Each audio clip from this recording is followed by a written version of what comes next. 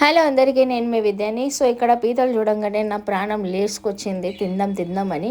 కానీ ఏం ఫైదా, ఉండేది ఇంట్లో ఇద్దరమే. సో అంత కష్టం నాకు అవసరం లేదని అది పక్కకు పెట్టేసి సప్పుడాగా పోయినా మన దీన్ని ఏమంటారబ్బా, ప్రాన్స్ అంటారుగా, ప్రాన్స్ తీసుకున్నా. సపడంగా ప్రాన్స్, నాకు నా పేరు కూడా గుర్తుకొస్తలేదు.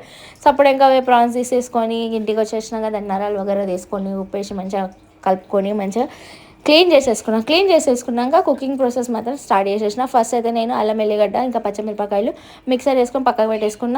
కడాయి పెట్టేసుకొని ఆయిల్ వేసుకొని కొంచెం జీలకర్ర వేసుకొని దాంట్లోనే ఉల్లిగడ్డలు గొలిచినాక దాని తర్వాత మనం పట్టిన పేస్ట్ ఏదవుతుందో అది కూడా వేసిన. దాని తర్వాత ప్రాన్స్ కడిగి పెట్టేసుకునే అవి కూడా అలా వేసుకొని కొంచెం మగ్గడానికి పెట్టేసిన. కొంచెం ఆయిల్లో మగ్గితే అది క్రిస్పీనెస్ వస్తుంది తినేటప్పుడు కాబట్టి. దాని తర్వాత అందులోనే నేను మసాలాలు వేసుడు చాలు చేసిన. జైసేకి కారము, ఉప్పు, పసుపు, ఇంకా జీరా మసాలా, సారీ ధనియాల పౌడర్, ఇంకా చికెన్ మసాలా, కొంచెం కుడక పొడి వేసుకొని మంచిగా కలుపుకున్న. కొంచెం వాటర్ పోసుకున్న, ఎక్కువ అవసరం లేదు ఎందుకంటే ఇలా నేను చింతపులుసు పోస్తాను కాబట్టి. సో మంచిగా ఉడికినాక దాన్ని పక్కకు అయితే పెట్టేసుకున్నా. 5 minutes వరకు ఉడకనిచ్చేయడానికి ఇచ్చేసిన.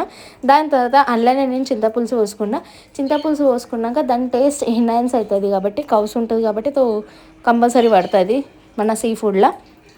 సో అంతేనండి ఈ వీడియోకి. మీకు ఈ వీడియో ఎట్లా అనిపించిందో నాకు లైక్, షేర్, సబ్స్క్రైబ్ ఇంకా కమెంట్ చేసి చెప్పుర్రి. Okay bye, thank you.